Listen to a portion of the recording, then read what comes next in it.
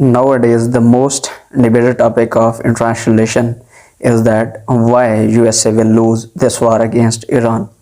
Many of the scholars of international relation, war studies, and military strategists are giving multiple reasons which will push the US in a direction in which she will lose this conflict against Middle Eastern power. The first factor is geography of Iran. Iran की land कई mountain ranges में divide है जो Iran को न सिर्फ दूसरे country से अलग करती है बल्कि ईरान के अंदर की जो माउंटेन रेंजेस है वो एक शहर को दूसरे शहर से सेपरेट करती हैं। सो ऐसे टेरेन वाली कंट्री को बाय लैंड इन्वेड करना बहुत ज़्यादा डिफ़िकल्ट होता है। अगर हिस्ट्री की बात की जाए तो यूएस ने पहला एक्सपेरिमेंट जो किया था वियतनाम में ऐसे टेरेन वाली लैंड पे अपनी फ़ौजों को भेजा था और वियतनाम की जो आर्मी थे उन्होंने गुरिल्ला वारफेयर को अडॉप्ट करते हुए यूएसए को काफ़ी टफ टाइम दिया था। अब दूसरा केस स्टडी अफ़गानिस्तान का टेरेन भी माउंटेनियस था। यूएसए ने जब अपनी मिलिट्री फोर्सेस को अफ़गानिस्तान में लैंड इन्वेजन के लिए भेजा तो उन्होंने अपने टेरेन को एज अ स्ट्रेंथ यूज़ करते हुए यूएसए को काफ़ी टफ टाइम दिया था। So military strategist are saying that if USA is going to invade the Iran by land then it would be disastrous for the US military. क्योंकि US की forces Iran के terrain को नहीं जानती और ऐसे माउंटेनियस रीजन में उनकी एक तो सप्लाई चेन को मेंटेन करना बहुत ज़्यादा मुश्किल हो जाएगा और दूसरा एक रीजन से दूसरे रीजन में मिलिट्री लॉजिस्टिक्स को सेफली पहुंचाना भी डिफ़िकल्ट है। सो ईरान का टेरेन ईरान की स्ट्रेंथ है और वो यूएसए को एक ऐसी जंग में धकेल देगा जो यूएसए के लिए डिजास्टर्स हो सकती है। दूसरा जो इम्पोर्टेंट फैक्टर जो ईरान की स्ट्रेंथ है that is the size of the country. Iran का जो अब लैंड कवर्ड एरिया है 1.65 मिलियन स्क्वायर किलोमीटर है जो कि इराक के नियरली 4 टाइम्स बिगर है और अफगानिस्तान से भी बहुत बड़ा है। सो यूएसए के पास्ट एक्सपीरियंसेस को अगर देखा जाए तो उसने एक बार इराक में लड़ी, एक अफगानिस्तान में लड़ी और एक वियतनाम में लड़ी। बाई लैंड ईरान उन सब से बहुत बड़ा है और पॉपुलेटेड भी है। सो इतनी बड़ी साइज़ की कंट्री को लैंड इन्वेजन करने के लिए बहुत ज़्यादा मैसिव मिलिट्री लॉजिस्टिक्स की, बहुत एमिनिशन की और बहुत ज़्यादा वेपन की ज़रूरत पड़ेगी जिसके लिए यूएसए को अपने फंड्स को डोमेस्टिक यूटिलिटीज़ से हटा के वॉरफेयर के लिए यूटिलाइज़ करना पड़ेगा और ये यूएसए के लिए ना तो सस्टेनेबल है और ना ही यूएसए के पास अब इस लेवल की स्ट्रेंथ है कि वो लंबे अरसे के लिए किसी वार को फंड कर सके। So the size of the country is also strength that Iran will use against the USA in this war. And another strength of Iran is asymmetric warfare strategy. अब ईरान की वारफेयर स्ट्रेटजी को अगर study किया जाए तो वो काफ़ी diverse है। ईरान ने सबसे पहले अपना मिसाइल डिफेंस सिस्टम तैयार किया जो कि ना सिर्फ लीथल है बल्कि बहुत ही डाइवर्स है। ईरान के पास शॉर्ट रेंज, लॉन्ग रेंज और मीडियम रेंज के बैलिस्टिक मिसाइल्स, हाइपरसोनिक मिसाइल्स हैं जो मिडिल ईस्टर्न और गल्फ़ कंट्रीज़ में जहाँ जहाँ पे यूएसए की मिलिट्री इंस्टॉलेशन थी उनको एक्यूरेसी के साथ हिट कर रहे हैं। बल्कि ईरान ने अपने इन मिसाइल सिस्टम्स के ज़रिए इजराइल और इंडियन ओशन में यूएसए की मिलिट्री बिल्डअप्स को भी हिट किया है।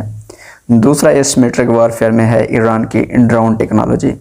ईरान के पास चीपली मैन्युफैक्चर्ड ड्रोन्स भी हैं जो कि लंबे फासले के टारगेट्स को एक्यूरेटली हिट कर रहे हैं।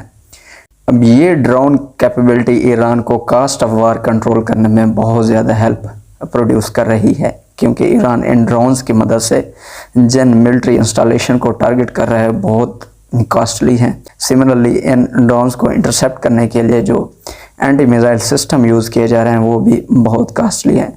सो यूएसए का जो कास्ट ऑफ वार है वो एज़ कम्पेयर टू ईरान बहुत ज़्यादा डिसप्रपोर्शनेट है और यूएसए ऐसे वारफेयर के पैटर्न को लंबे अरसे के लिए सस्टेन नहीं कर सकता। अगर नेवल कैपेबिलिटीज़ की बात की जाए तो ईरान के पास एक तरफ से फास्ट अटैक बोट्स हैं और दूसरी नेवल माइंस हैं। इन दो कैपेबिलिटीज़ की वजह से यूएसए की नेवल जो फोर्सेस हैं वो ईरान के आसपास भी नहीं आ रही और ईरान ने जो कि स्ट्रेट ऑफ हार्मूज को बंद किया था उसको अभी तक इन दो कैपेबिलिटीज़ की वजह से खुलवाने में नाकाम रही है।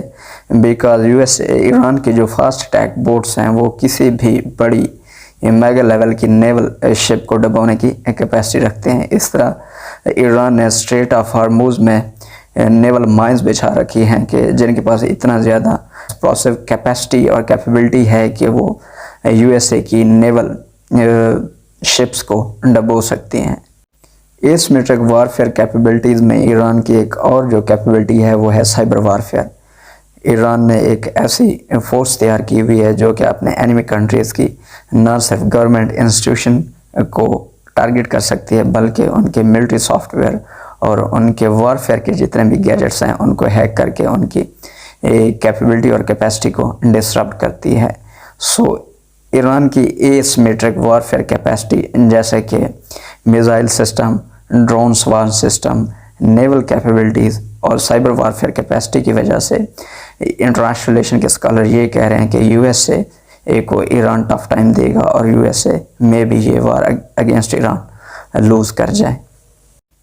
तीसरा इम्पोर्टेंट फैक्टर जो इंटरनेशनल रिलेशन के स्कॉलर्स कोट कर रहे हैं वो है ईरान का proxy network across middle eastern region. Iran ने बहुत सारी कंट्रीज़ में अपनी आइडियोलॉजी पे मलिशियस ग्रुप को अपना अलाई बनाया हुआ है, जैसे कि यमन में हूथी ग्रुप है, लेबनान में हिजबुल्लाह है और इराक में पॉपुलर मोबिलाइजेशन फोर्सेस है। अब अगर यूएसए बाय लैंड ईरान को इन्वेड करना चाहता है तो ईरान इन अपने अलाइज को रीजन में एक्टिव करेगा और यूएसए की मोबिलाइजेशन नियरली इम्पॉसिबल हो जाएगी। अब इसका रिज़ल्ट इंटरनेशनल रिलेशन के स्कॉलर्स के मुताबिक सिर्फ और सिर्फ यूएसए की मिलिट्री माइट के डिस्ट्रैक्शन और यूएसए की मिलिट्री पर्सनल की डेथ की सूरत में ही होगा। सो इनके अकॉर्डिंग यूएसए ईरान को बाय लैंड इन्वेड नहीं कर सकता क्योंकि ईरान की सबसे बड़ी जो स्ट्रेंथ है वो ईरान का प्रॉक्सी नेटवर्क है across the middle eastern region. चौथा इंपॉर्टेंट फैक्टर जो यूएसए की हार का सबब बन सकता है वो है global economic consequences of this war. Iran के पास दुनिया का सबसे इम्पॉर्टेंट चोक पॉइंट है और वो है स्ट्रेट ऑफ हार्मूज, एक ऐसी स्ट्रेट जहां से दुनिया का 20% ऑयल गुजरता है। अब ईरान ने कुछ दिनों के लिए जब स्ट्रेट ऑफ हार्मूज को बंद किया तो ग्लोबल मार्केट में ऑयल की प्राइसेस अचानक से राइज कर गई। पाकिस्तान में भी इसके कॉन्सिक्वेंसेस देखे गए हैं और एक ही दम से 55 रुपीज़ ऑयल के प्राइसेस में इंक्रीज़ किया गया है। सो अगर ईरान स्ट्रेट ऑफ हार्मूज को लंबे अरसे के लिए बंद करता है तो ये ना सिर्फ यूएसए की अपनी इंटरनल इकॉनमी के लिए डिस्ट्रैक्शन होगी बल्कि ग्लोबल इकॉनमी को भी डिस्ट्रॉय कर देगा। ईरान ने यूएसए और इजराइल की ऑयल कैरियर शिप्स को छोड़ के बाकी तमाम कंट्रीज़ की शिप्स को परमिशन दे दी है कि वो स्ट्रेट ऑफ हार्मूज से ऑयल लेके गुजर सकती हैं। लेकिन अगर किसी ख़तरे की सूरत में ईरान फिर से स्ट्रेट ऑफ हार्मूज को बंद कर देता है तो ऐसी सूरत में न सिर्फ यूएसए के अंदर ट्रंप रिजीम पे प्रेशर बिल्ड होगा बल्कि ग्लोबल लेवल पे भी यूएसए को फोर्स किया जाएगा कि वो इस वार को एंड करे। So scholars of international relation are saying that global economic consequences of this war will push the US to extract itself without any result of this war और ऐसी सूरत में यूएसए को हमेशा लूजर ही कंसीडर किया जाए। Last factor जो USA की हार की वजह बन सकता है वो है domestic public opinion on war with Iran. अब रिसेंट सर्वेस की बात की जाए तो more than 50% population of USA is saying that America has committed a mistake by going war with Iran on the basis of Israel और वो USA के इस कदम को अप्रिशिएट नहीं कर रहे बल्कि अपोज कर रहे हैं।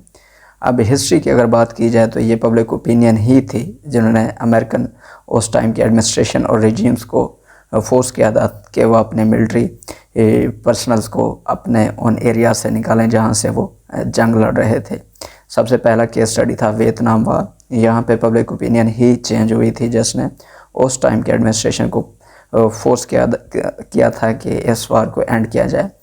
अफगानिस्तान की वार को देखा जाए और इराक की वार को देखा जाए तो इन दोनों सूरतों में पब्लिक ओपिनियन इतना ज़्यादा उस टाइम की एडमिनिस्ट्रेशन के ख़िलाफ़ हो गई थी कि उन्हें मजबूरन वहाँ से अपनी फोर्सेस को निकालना पड़ा। अब ईरान के केस में अगर देखा जाए तो यहाँ पे भी जो पब्लिक ओपिनियन है यूएसए के अपने डोमेस्टिक लेवल पे वो इस फेवर में नहीं है कि किसी और एंडलेस वार में यूएसए की आर्मी को इंगेज किया जाए और यूएसए के इकोनॉमिक रिसोर्सेज को डिस्ट्रॉय किया जाए।